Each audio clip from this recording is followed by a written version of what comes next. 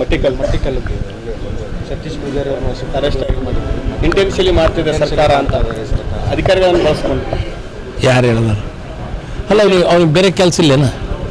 ಅಲ್ಲ ಫ್ಲೆಕ್ಸ್ ಹಾಕೋದು ಅಲ್ಲೇ ಬೇಕೇನ? ಬಾ ನಮ್ಮ ಮನೆ ಮುಂದೆ ಹಾಕಿ, ನಮ್ಮ ಮನೆ ಮುಂದೆ ಹಾಕುವ. ಹೋಗಿ ಅಲ್ಲಿ ಮುಸ್ಲಿಂ ಮನೆ ಮುಂದೆ ಹಾಕ್ಬೇಕಾ? ಬೇರೆ ಕೆಲಸ ಇಲ್ಲ.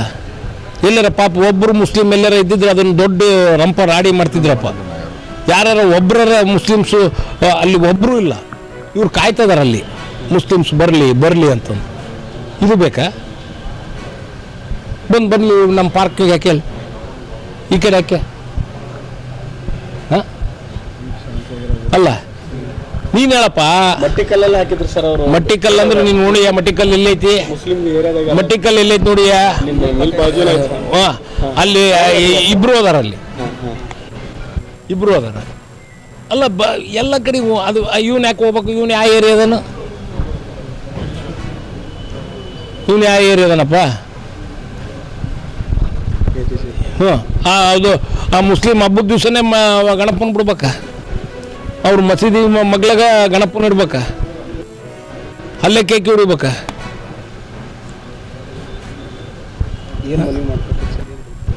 ಮನವಿ ಮಾಡ್ಕೊಳ್ಳೋದಿಲ್ಲ, ಒಳಗೆ ಹಾಕಿಸ್ತಾನೆ ಅಷ್ಟೇ. ತಣ್ಣಗ ನೆಮ್ಮದಿಯಾಗಿರ್ಬೇಕು. ಎಲ್ಲರ ಕಾಲು ಕೆರೆದು ಜಗಳ ಮಾಡಿದರೆ ಸುಮ್ಮನೆ ಇರಲ್ಲ. ಮುಸ್ಲಿಮ್ ಆಗಲಿ ಹಿಂದೂಗಳಾಗಲಿ ಒಬ್ರಿಗೊಬ್ರು ಅಣ್ಣ ತಮ್ಮದಂತ ಜೀವನ ಮಾಡ್ತಿದಾರೆ, ಬಾಳೆ ಮಾಡ್ತಿದಾರೆ, ದಿನನಿತ್ಯ ಮಕ್ಕ ನೋಡ್ತಿದಾರೆ. ಅದನ್ನು ಹಾಳು ಮಾಡೋದು ಬೇಡ.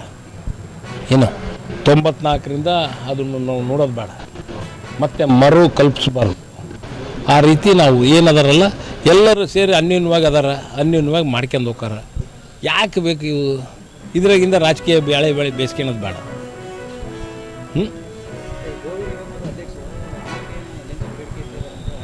ಗೊತ್ತಿಲ್ಲಪ್ಪ, ನನಗೆ ಕೇಳಿಲ್ಲ ನಾನು. ಏನು SIT ಬೇಡ NIA ಕೊಡ್ಬೇಕನ್ನುವಂಥ ಒತ್ತಾಯ. ಅದೇ ಮೊದಲು SIT ವೆಲ್ಕಮ್ ಅವರೇ ಮಾಡಿದ್ದು, ಈಗ SIT ಬೇಡ NIA ಕೊಡ್ಬೇಕು. ಏನು ರೀಸನ್ ಏನಂತ ರೀಸನ್ ಅವ್ರಿಗೆ ಗೊತ್ತಿಲ್ಲ. SIT ಅವ್ರ ತನಿಖೆ ಸರಿ ಆಗ್ತಾ ಇದೆ. ಆಯ್ತು ರೀ. ಫಸ್ಟು ಈಗ ನಾವು ಮಾಡಿರ್ತಕ್ಕಂಥ ತನಿಖೆಯಲ್ಲಿ ಲೋಪದೋಷಗಳಿದೆ ಇವ್ರಿಗೆ ಹೆಂಗೆ ಗುರ್ತು? ಇನ್ನು SIT ತನಿಖೆನೇ ಮುಗ್ದಿಲ್ಲಲ್ಲ.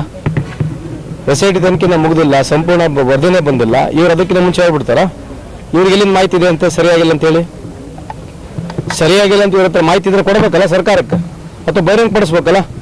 ಸರಿಯಾಗಿಲ್ಲ ಅಂದ್ರೆ ಏನಾರ್ಥ? ಇವ್ರ ಹತ್ರ ಸಪ್ರೇಟ್ ಮಾಹಿತಿ ಇದೆ ಅಂತ JDSನವರು BJP ಅವರಿಗೆ?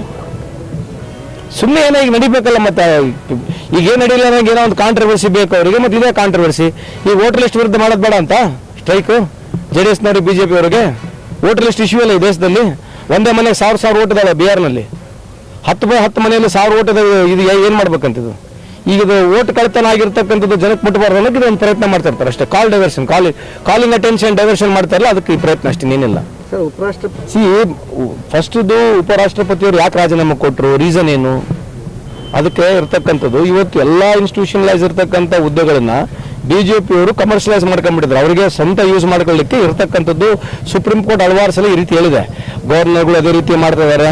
ಇವತ್ತು ಉಪರಾಷ್ಟ್ರಪತಿಯವರು ಏನು ದೇಶದ ಸಂವಿಧಾನದಲ್ಲಿ ಏನು ಅವ್ರಿಗೆ ರಾಜೀನಾಮೆ ಕೊಡೋ ಕಾರಣ ಏನು?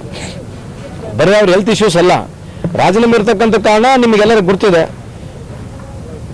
ಕಾರಣ ನಿಮಗೆ ಗುರ್ತಿಲ್ಲ ಇದಕ್ಕಿದೆ ಅಂತ ಹೇಳಿ.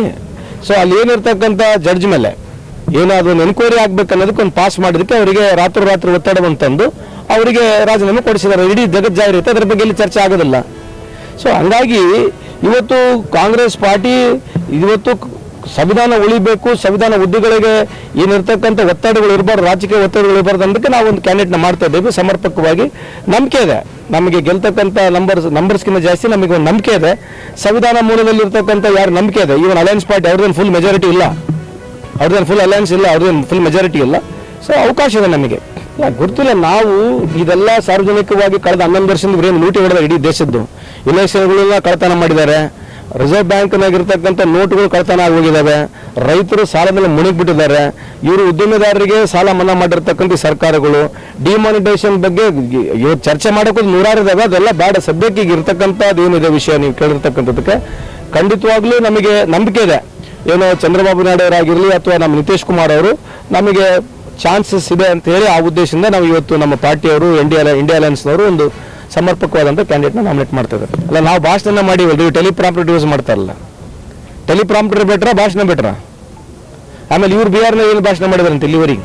ಸಿಂಧೂರು ಖೂನು, ಸಿಂಧೂರು ಖೂನು ಹೋಗ್ಬಿಡ್ತಾರೆ. ಸಿಂಧೂರು ಖೂನು ಈಗೇನು ಬೇರೆ ಡೈಲಾಗ್ಗಳೇನು? ಯಾರು ಅಗಲಾಲ ಪಾಕಿಸ್ತಾನ ವಿರುದ್ಧ, ಚೈನಾ ವಿರುದ್ಧ, ಚೈನಾ ಮಾಲ್ ತಗೋಬೇಡ್ರಿ ಅಂತ ಹೇಳ್ತಾ ಇದ್ರು. 7 ವರ್ಷದಿಂದ ಚೈನಾ ವಿರುದ್ಧ ಮಾತಾಡಿ ಇವತ್ತು ಚೈನಾ ಜೊತೆ ಮೇಲಾಪ ಮಾಡ್ತಾ ಇದ್ದಾರೆ. China is the only country which has supported Pakistan for against war. ಎಲ್ಲರಿಗೂ ಗುರ್ತಿದೆ. ಚೈನೀಸ್ ಮಿಸೈಲೇ ಬಂದು ನಮಗೆ ರಫೇಲ್ಗೆ ಹೊಡೆದಿರ್ತಕ್ಕಂಥದ್ದು ಇಡೀ ಪ್ರಪಂಚಕ್ಕೆ ಗುರ್ತಿದೆ. ಇದ್ರ ಬಗ್ಗೆ ಡೌಟ್ ಇದೆಯಾ? ಇವ್ರಿಗೆ ಏನು ಬೇಕಾದ್ರೆ ಯಾವಾಗ ಬೇಕಿದವಾಗ ಮಾತಾಡೋದು, ಯಾವಾಗ ಬೇಕಿದವಾಗ ಅಲಯನ್ಸ್ಗಳು ಮಾಡ್ಕೊಳ್ಳೋದು, ಅದನ್ನ ಟಿವಿಯಾಗ ಬೆಳಗ್ಗೆ ಸಾಯಂಕಾಲ ತೋರಿಸೋದು. ಟ್ರಂಪ್ ಜೊತೆ ಹೋದ್ರೆ ಟ್ರಂಪ್ ಏನು ಮೋದಿಯನ್ನ ಇಡೀ ದೇಶ ನೋಡಿದಿರ್ತಾ ಇದೆ ಅಂತ ಮೊದಲು ಹೇಳ್ತಾ ಇದ್ರು. ಇವತ್ತು ಉಲ್ಟಾ ಇದೆ.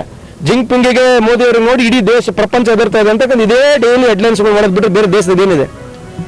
ಏನು ಹೇಳಿದೆ ಹೇಳ್ರಿ? ಚೈನಾಲಿಂದ ನಾವು ಎಷ್ಟು ಇಂಪೋರ್ಟ್ ಮಾಡ್ತಿದ್ವಿ ಇದ್ರ ಬಗ್ಗೆ ಚರ್ಚೆ ಮಾಡ್ತಾರಾ? ಮೇಕ್ ಇನ್ ಇಂಡಿಯಾ ಅಂತ ಮಾತನಾಡಿದ್ರು, ಎಷ್ಟು ಎಕ್ಸ್ಪೋರ್ಟ್ ಮಾಡ್ತಾರೆ ಇದ್ರ ಬಗ್ಗೆ ಚರ್ಚೆ ಮಾಡ್ತಾರಾ? ಸುಮ್ಮನೆ ಪಿಕ್ಚರ್ ಓಡಿಸ್ಬೇಕು. ಏನೋ ಬೆಳಗ್ಗಿನ ಸಾಯಂಕಾಲ ಅವ್ರ ಪರವಾಗಿ ತೋರಿಸೋದು ಬಿಟ್ಟು ಈ ದೇಶದಲ್ಲಿ ಏನು ಉಳಿದಿಲ್ಲ. ಈ ದೇಶ ಅಧಿಗತ ಹೋಗಿದೆ. ದೇಶ ಗಾಳಿ ನೀವು ಮುಂದೆ ಬರಲಿ. ಯಾರನ್ನ ಒಂದು ಸಮರ್ಪಕವಾಗಿ ಚರ್ಚೆ ಮಾಡಂಗಿದ್ರೆ ಮೀಡಿಯಾದವ್ರಿಗೆ ಕೊಡ್ಲಿ ಒಂದು ಅವಕಾಶ. ದಯಮಾಡಿ ಬಿಜೆಪಿಯ ಮುಖಂಡರಿಗೆ ಮನವಿ ಮಾಡ್ಕೊಳ್ಳೋದು, ನೀವು ಮೀಡಿಯಾದವ್ರಿಗೆ ಒಂದು ತಿಂಗಳ ಫ್ರೀ ಬಿಡ್ರಿ. ನಿಮ್ಮ ಬಯಲು ಬಣ್ಣ ಇಡೀ ದೇಶಕ್ಕೆ ಗೊತ್ತಾಗುತ್ತೆ.